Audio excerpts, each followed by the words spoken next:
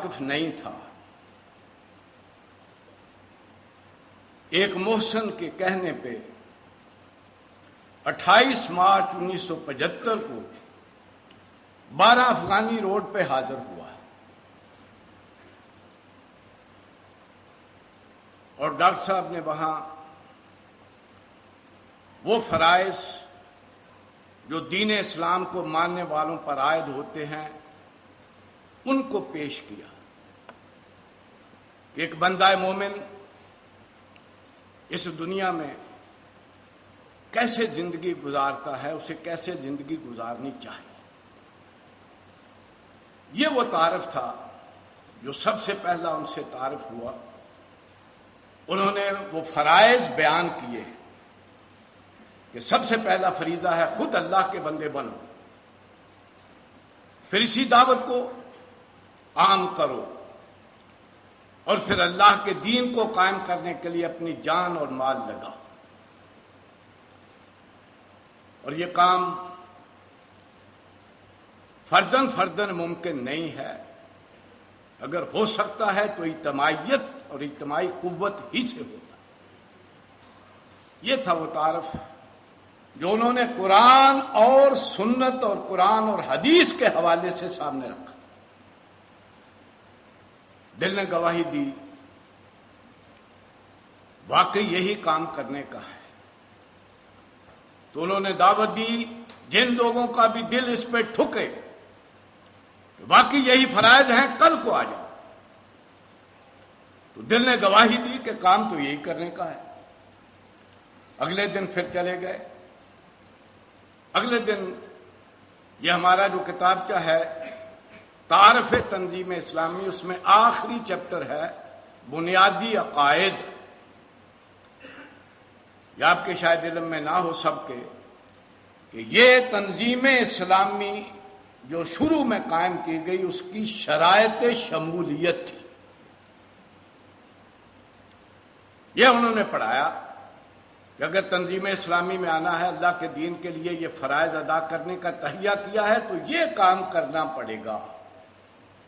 یہ ہے اس کی ریکوائرمنٹ کہ جب اللہ کو مانا ہے تو کس طرح اس کی بندگی کا حق ادا کرنا ہے، اور نبی اکرم صلی اللہ علیہ وسلم کو مانا ہے تو کیسے ان کے اسوہ کی پیروی کرنی ہے، اور اس کے لیے کن چیزوں کو اختیار کرنا ہے، کن کو چھوڑنا۔ یہ وہ تھی شرائط جو سامنے رکھی گئی، جس کی بنیاد پر پھر تنظیم اسلامی قائم ہوئی۔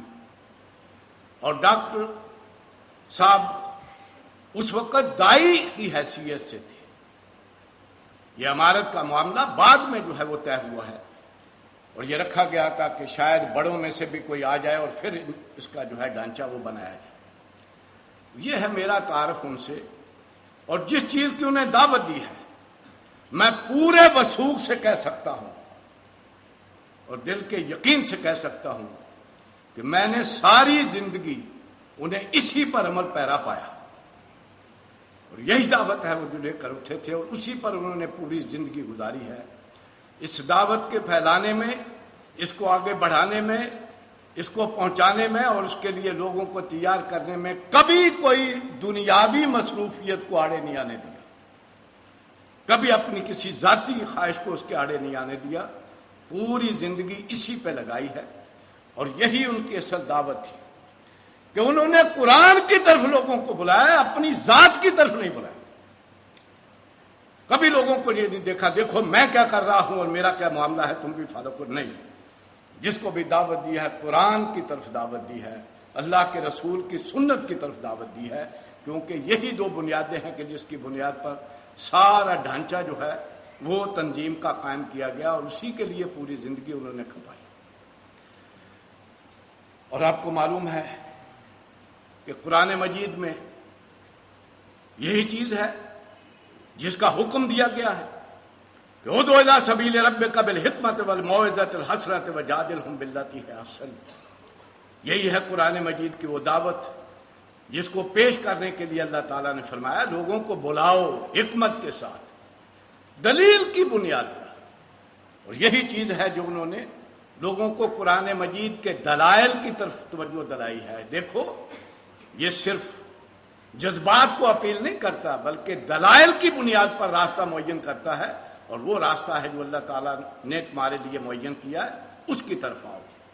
ہاں اس میں موعظہ حسنہ بھی ہے اور اس میں جدال بھی ہے ان کے ساتھ کہ جو گمراہ ہیں، لیکن اصل معاملہ یہ ہے کہ اصل بلانے کا معاملہ یہ ہے کہ قرآن مجید دلیل کی بنیاد پر بناتا ہے، اور ساری عمر اس لوگوں کو اسی کی طرف دعوت دی ہے اور اسی قرآن سے جوڑا ہے اور اللہ تعالیٰ کے رسول کی سیرت سے جوڑا ہے، اور اپنی طرف کسی کو دعوت نہیں دی اور نہ ہی اپنے آپ کو جو ہے نمایاں کیا، بلکہ قرآن اور سیرت ہی کی طرف لوگوں کو دعوت دے کر جوڑنے کی کوشش کی، اور اسی کا تقاضا ہے۔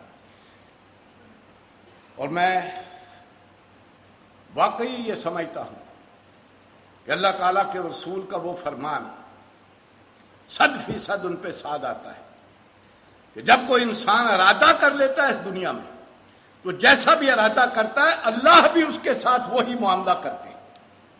چنانچہ نبی اکرم صلی اللہ علیہ وسلم نے فرمایا وَمَنْ كَانَتِ الدُّنْيَا هَمَّهُ، جو شخص دنیا کو اپنا غم بنا لے، اس کی فکر اسے لگ جائے، اسے حاصل کرنے کی فکر لگ جائے، جعل اللہ فقر بین عینیہ، اللہ اس کی دونوں آنکھوں کے درمیان فقیری لکھ دیتے۔